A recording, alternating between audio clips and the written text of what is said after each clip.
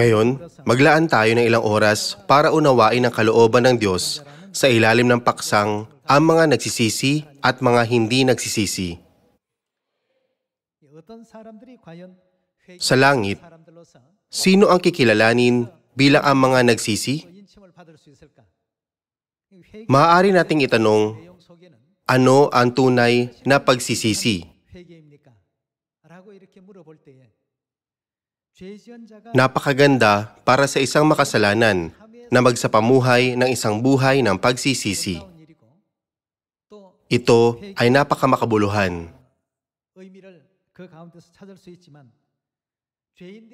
Gayunman, kung makakalimutan ng isang makasalanan ang mga kasalanang nagawa niya at isa sa pamuhay ang isang mabisyo at mapagmataas na buhay, ito ay isang mas malaking kasalanan.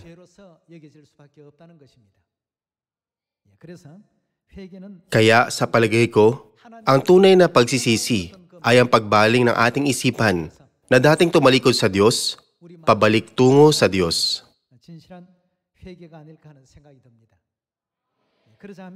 Para magawa ito, dapat nating panghawakan ang salita ng Diyos.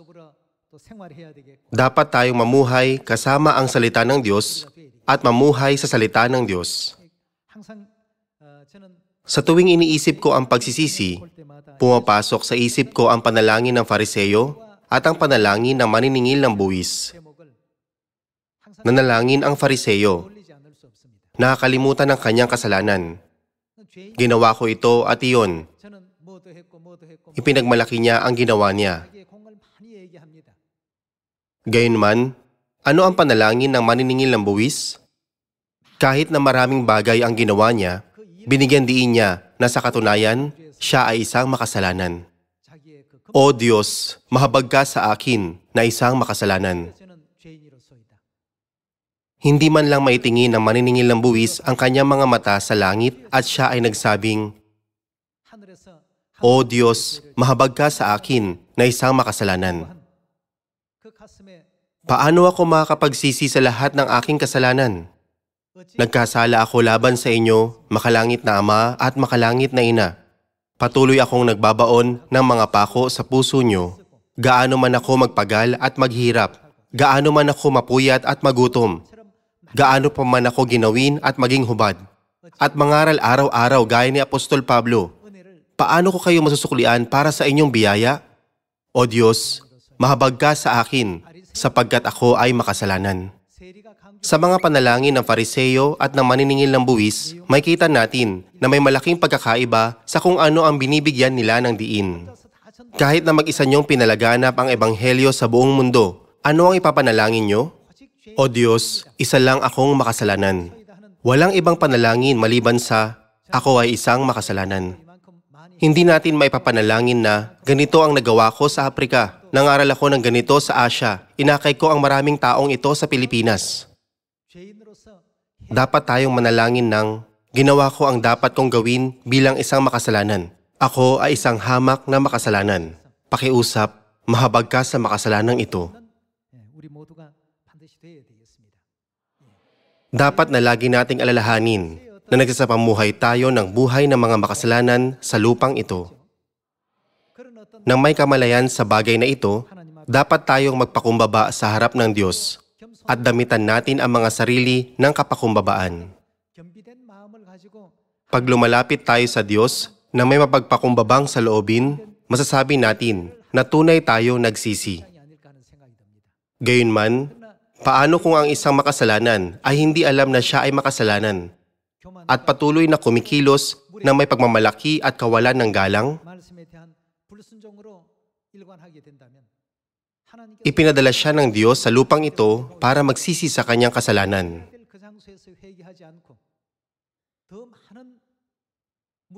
Sa lugar kung saan siya dapat na magsisi. Kung hindi siya magsisisi, kundi magiging mas walang galang nang hindi isinasagawa ang salita ng Diyos, kung hindi niya mauunawaan na siya ay isang makasalanan, mas malaking kasalanan ito, hindi ba? Kaya ang ating mga kapamilya ng Zion ay mga makasalanan lang sa harap ng Diyos. Wala tayong dapat na ipagmalaki sa pagsasabing, naging magaling ako sa ganito o ganoon. Nahabag ang Diyos sa atin kahit tayo ay mga kaawa-awang makasalanan at inaakay tayo ng Diyos sa walang hanggang kaharian ng langit. Ibigay natin ang lahat ng pasasalamat at luwalhati sa Diyos para sa pagbibigay sa atin ng mga ganitong biyaya at mga pagpapala. Kaya ngayon, paalalahanan natin ang mga sarili tungkol sa kahulugan ng pagsisisi sa araw ng kapistahan ng mga trompeta. Tingnan natin ang Psalm chapter 51 verse 17. Ang mga hain sa Diyos ay bagbag na diwa, isang bagbag at nagsisising puso. O Diyos, ay hindi mo hahamakin. Ang pagkakaroon ng isang bagbag at nagsisising puso ay nangangahulugan na humihingi kayo ng tawad at nagsisisi. Tama? Hindi kailanman hahamakin ng Diyos ang mga nagsisisi at ang kanilang mga puso ay laging ihahatid sa Diyos. Tingnan natin ang Luke chapter 15 verse 7. Sinasabi ko sa inyo, magkakaroon ng higit na kagalakan sa langit dahil sa isang makasalanang nagsisisi kaysa 99 na taong matutuwid na hindi nangangailangan ng pagsisisi. Nalulugod ang Diyos sa mga taong nagsisisi. Hindi babalewalain ng Diyos ang mga pusong nagsisisi. Tingnan natin ang Revelation chapter 3 verse 16. Kaya, dahil ikaw ay malahininga at hindi mainit o malamig man, ay isusuka kita mula sa aking bibig. Sapagkat sinasabi mo, ako'y mayaman at naging mariwasa at hindi ako nangangailangan ng anuman. Hindi mo nalalamang ikaw ay aba, kahabag-habag, maralita, bulag at hubad. Ipinapayo ko sa iyo na bumili ka sa akin ng gintong dinalisay ng apoy upang ikaw ay yumaman at ng mapuputing damit upang iyong maisuot at upang wag mahayag ang iyong kahiyahiyang kahubaran at ng pampahid na ilalagay sa iyong mga mata upang ikaw ay makakita. Ang lahat ng aking iniibig ay aking sinasaway at dinidisiplina. Ikaw nga'y magsikap at magsisi. Sa Psalm chapter 51, Luke chapter 15, at Revelation chapter 3, hinihikayat tayo ng Diyos na magsisi. Sa 100, magkakaroon ng higit na kagalakan dahil sa 1% na nagsisi kaysa sa 99%.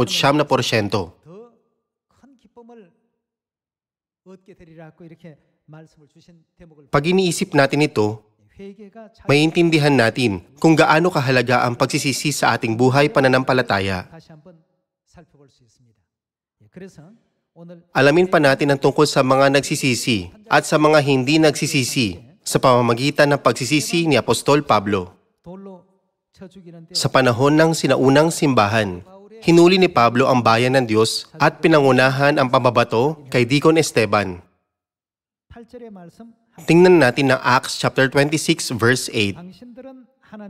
Bakit inaakala ninyong hindi kapanipaniwalang binubuhay ng Diyos ang mga patay?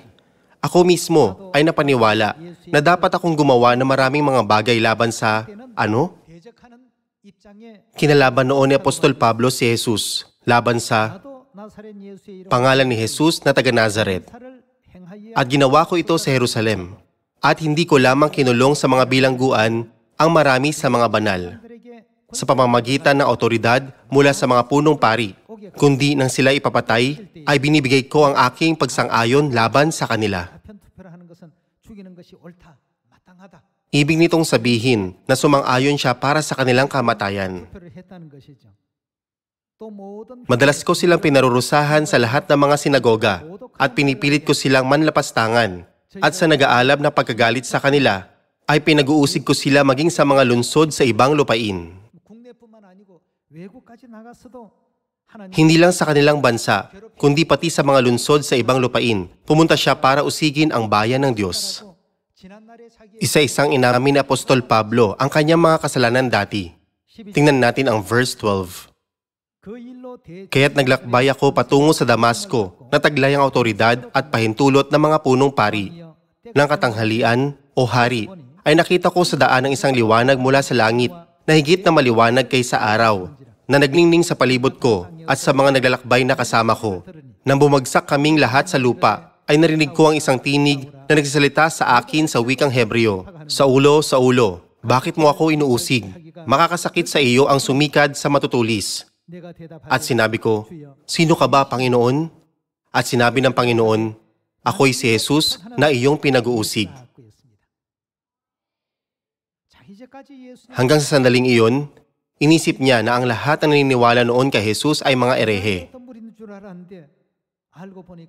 Pero malinaw niyang naunawaan sa daang patungo sa Damasco na sila ang mga tunay na naniniwala sa Diyos na sinasamba niya hanggang sa mga panahong iyon.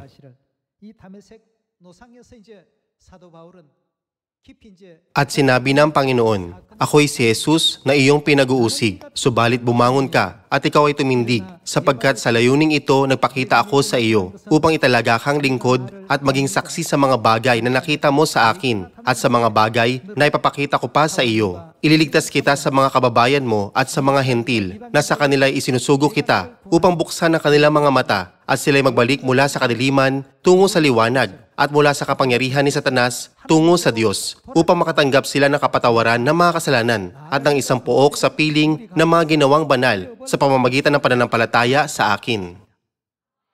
Sa daang patungo sa Damasco, si Apostol Pablo ay nakakita ng isang liwanag mula sa langit at narinig niya ang tinig ni Jesus. Naunawaan niya na mali ang lahat ng ginawa niya. Matapos magsisi ng lubusan, nilaan niya ang kanyang buhay para sa gawain ng Ebanghelyo.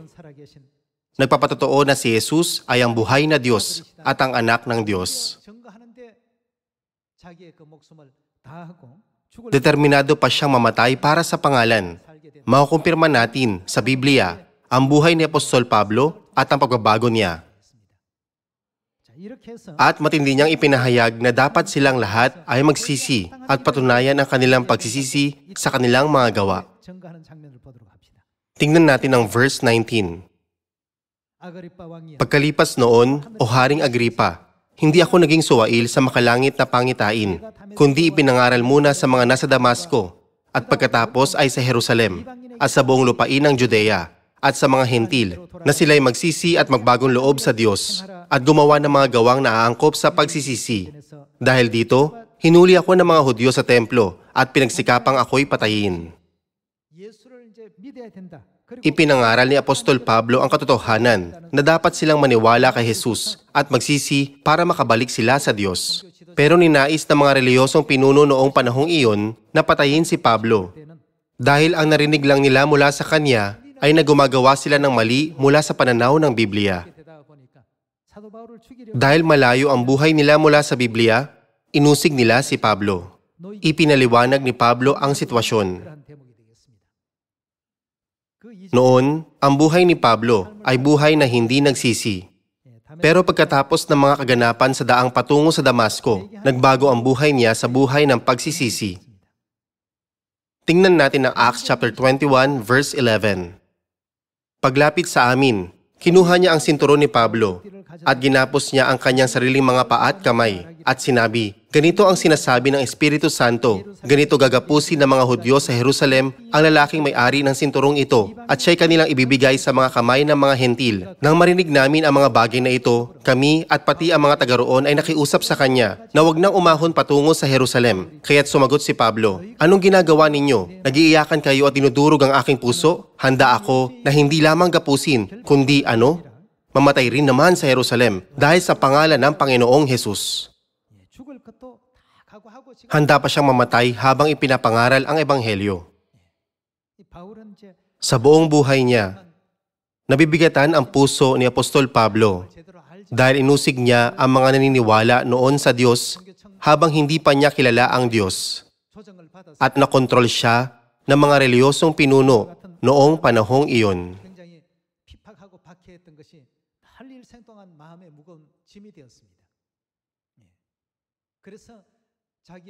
Kaya determinado pa siyang mamatay para magpatotoo tungkol kay Hesukristo at ilaan ang sarili sa gawain ng Ebanghelyo. Tunay na ang buhay ni Pablo ay ang dramatikong buhay ng pagsisisi. Inusig ni Apostol Pablo ang mga naniniwala noon kay Jesus. hinihikayat at sinusuportahan ng mga reliyosong pinuno noong panahong iyon. Pinagbintangan niya ang mga tao ng paniniwala sa tao bilang Diyos. Pero salamat sa biyaya ni Kristo, kapansin-pansing nagbago ang isip niya at nagsisi. Pagkatapos, mariin niyang pinatotohanan saan man siya magtungo na si Jesucristo ay Diyos. Si Jesucristo ay ang totoong Diyos. Ang lahat ng katuroang ipinakita niya sa atin dito sa lupa ay para sa ating kaligtasan. Nilaan niya ang kanyang buong buhay sa Ebanghelyo kahit hanggang sa araw ng kanyang kamatayan. Sa pamamagitan ng buhay ni Pablo, makikita natin ang buhay natin bago ang pagsisisi. At pagkatapos matanggap ang katotohanan, makilala ang Diyos at mabautismuhan. Dapat na may pagkakaiba. Kung noon, nagsamamuhay tayo na makamundong buhay, ngayon, dapat na ang buhay natin ay patungo sa kaharian ng langit. Pag masasabi natin, gaya ni Apostol Pablo na, handa ako na hindi lamang gapusin, kundi mamatay rin naman para sa pangalan ni Jesus. Kung gayon, masasabi natin na tayo ay lubusang nagsisi ng may determinasyon.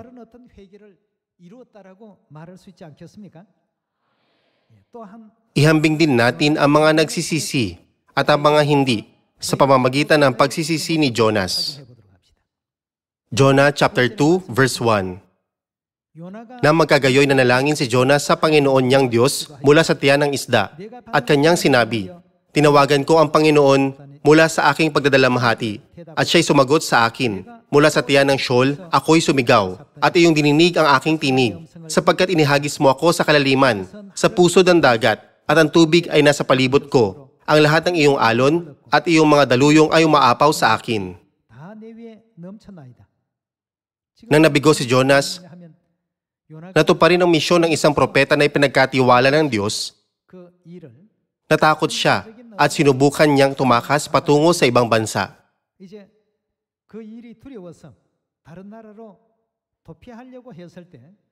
At ang Diyos ay nagpadala ng malalaking alon sa dagat. At ang barkong sinasakyan ni Jonas ay nagbantang mawasak. Alam ni Jonas ang dahilan ng lahat ng bagay na ito. Kaya sinabi niya sa mga tao sa paligid niya, buhatin niyo ako at ihagi sa dagat, at magiging tahimik ito. Ihagis niyo ako sa dagat. Kaya binuhat ng mga tao si Jonas at hinagis siya sa dagat. At ang nagangalit na dagat ay kumalma. At naghanda ang Diyos ng isang malaking isda para lunukin si Jonas. Sa ibang salita, si Jonas ay parang patay na.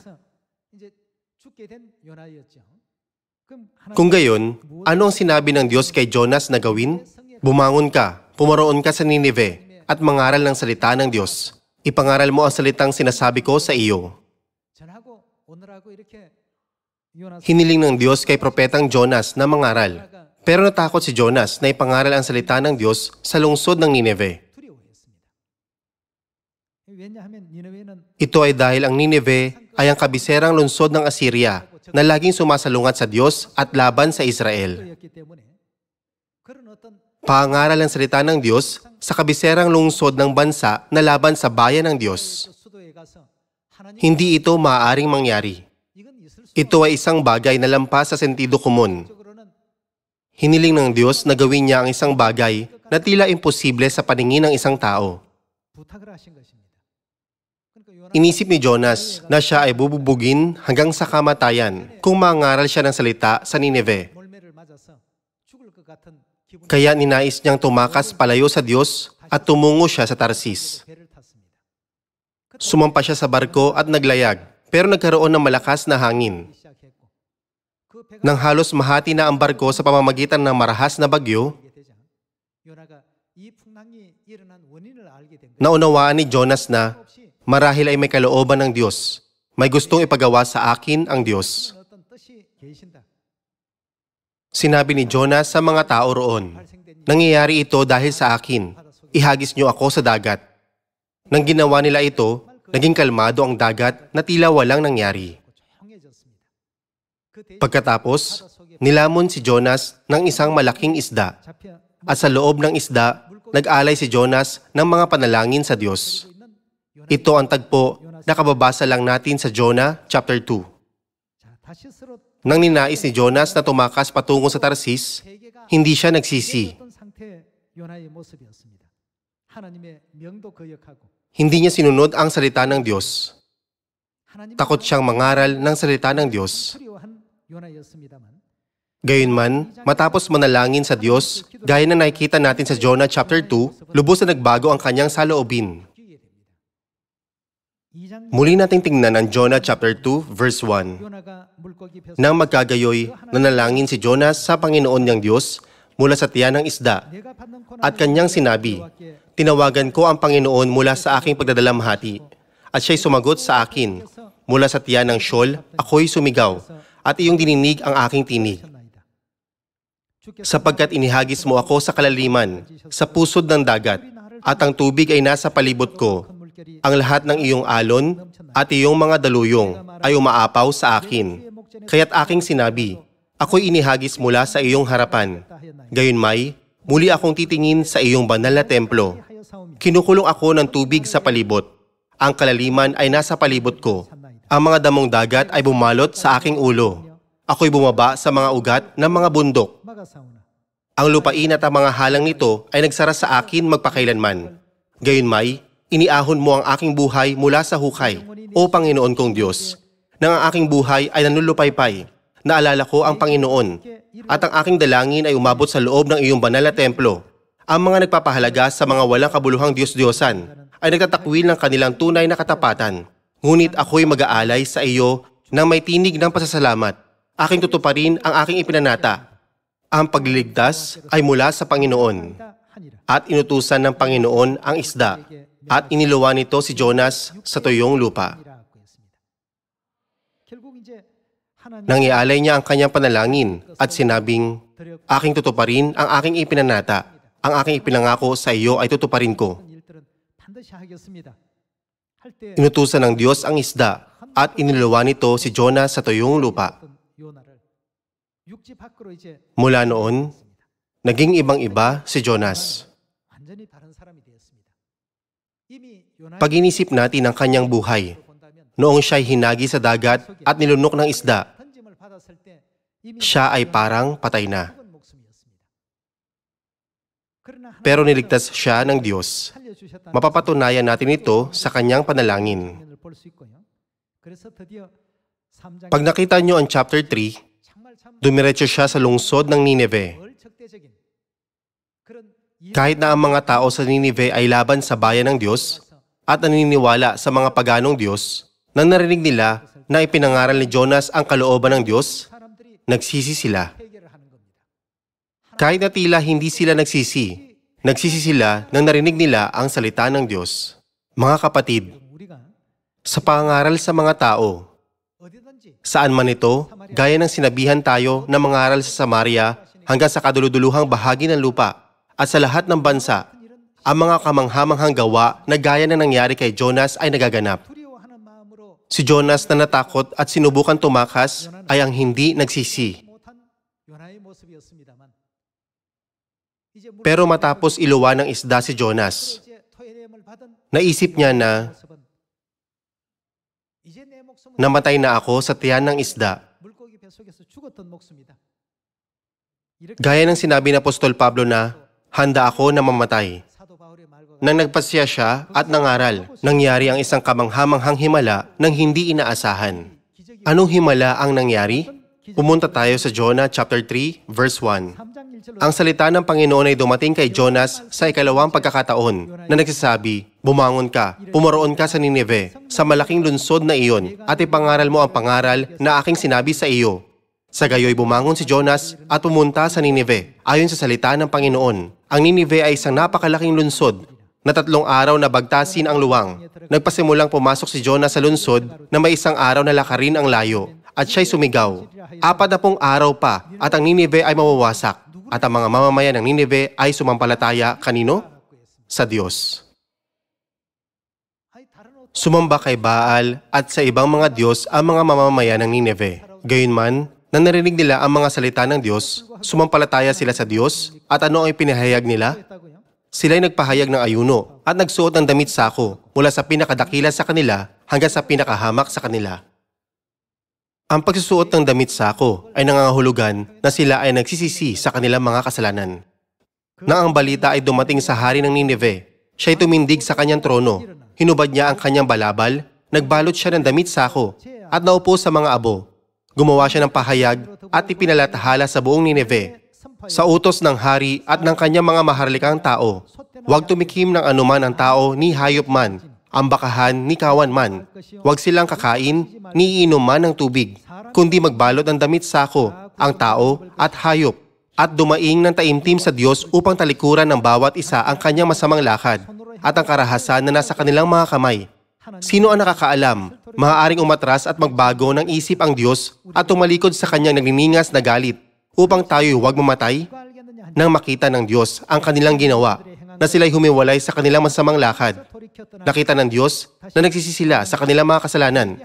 Nagbago ng isip ang Diyos tungkol sa kasamaan ng kanyang sinabing gagawin niya sa kanila at hindi niya iyon ginawa. Nang nakita ng Diyos na ang mga mamamayan ng Nineve ay nagsisi sa kanilang masasamang lakad, ang Diyos ay naawa sa kanila. Kung gayon, ilang tao sa lungsod ang nabigyan ng biyaya na pagliligtas ng Diyos? Tingnan natin ito sa Jonah chapter 4, verse 10. Kaya't sinabi ng Panginoon, ikaw ay nanghinayang sa halaman na hindi mo pinagpaguran o pinatubo man. Ito ay tumubo sa isang gabi at nawala sa isang gabi. Hindi ba ako manghihinayang sa Nineve, sa malaking lungsod na iyon na may mahigit sa 120,000 katao na hindi nalalaman kung alin sa kanilang mga kamay, ang kanan o ang kaliwa, at mayroon ding maraming hayop? Sa huli, nang nangaral si Jonas ng isang beses, nakita natin ang kamanghamanghang gawa na pag-aakay sa 120,000 katao sa lungsod ng Nineve tungo sa pagsisisi. Tayo rin ay dapat na laging mangaral ng may kaisipan ng isang tao nagsisisi. Gaano man tayo mangaral ng masikap kung hindi tayo magsisisi pero mapupuno ng makasalanang likas, ang ebanghelyo na ipinapangaral natin ay hindi maihahatid sa mga tao. Ang Espiritu Santo ng Diyos ay hindi mailalabas sa kanila. Natatakpan at nahaharangan ang lahat. Kahit na may laman na tubig ang isang takore, kung nahaharangan ang bibig nito, hindi kayo makakakuha ng tubig mula rito pag nauuhaw kayo. Gaano man karaming tubig ang nasa loob nito, dahil sa isang harang sa bibig nito, hindi nyo kailanman mapapawi ang uhaw nyo. Pareho ito sa espiritual. Sa espiritual, may malaking pagkakaiba sa gawa ng Espiritu Santo sa pagitan ng mga nagsisisi at ng mga hindi.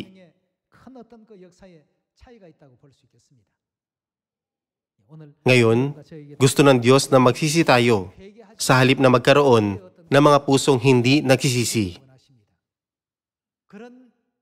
Pag nagsalita tayo ng kahit isang salita ng Diyos na may ganitong uri ng pananampalataya, ang 1,000, 10,000, o daan-daang bilyong dami ng Espiritu Santo ang darating sa atin. Kung gayon, hindi lang 100 at 20,000 katao ang magsisisi at babaling sa Diyos. Pero ang lahat ng tao na naninirahan sa global na nayon ay magsasabing, hanggang ngayon, naniwala kami sa Diyos sa maling paraan. Wala kaming ideya tungkol sa bagong tipan. Tumatalikod sa daan na iniutos sa atin ng Diyos. Hindi namin alam kung sino ang Diyos Ama at Diyos Ina, pero sumamba kami sa mga di kilalang Diyos.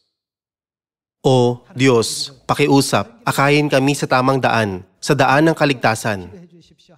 Sinasabi ito, ang lahat ng bansa sa buong mundo ay magsisisi.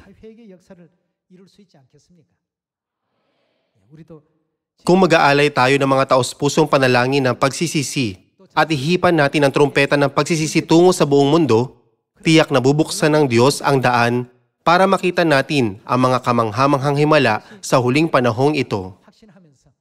Nang nakukumbinsi sa bagay na ito, magsisi tayo ng mas taos-puso at aminin natin ang lahat ng ating masamang gawa sa harap ng Diyos. Kung nakagawa tayo dati na anumang mali, kahit na ito ay maliit. Pag inamin natin ang lahat ng ating kasalanan, makakapagsisi tayo ng tama. Kung aaminin natin ang ating masasamang gawa, pagkatapos malantad ang lahat ng ito ay hindi maaaring maging isang pag-amin. Aminin natin ang lahat ng ating kasalanan sa harap ng Diyos ng ganito, Ama at Ina, nagawa ko ang kasalanang ito at ang kasalanang iyon. Ngayon, ipinapangako ko nang may puso nagsisisi na hindi na ako mauugnay sa mga kasalanang ito. Pakiusap, tulungan niyo akong hindi mahulog sa kasalanang iyon ni lumapit man doon. Si Jonas ay napakaalab na nanalangin sa Diyos sa loob ng isda, kaya agad siyang dininig ng Diyos. Tayo rin ay manalangin sa Diyos ng buong puso na may puso nagsisisi para makabahagi tayo sa banal na kapistahan ng Diyos bilang mga bida ng mga propesiya ng Biblia. Dito, nais kong tapusin ang sermon. Maraming salamat.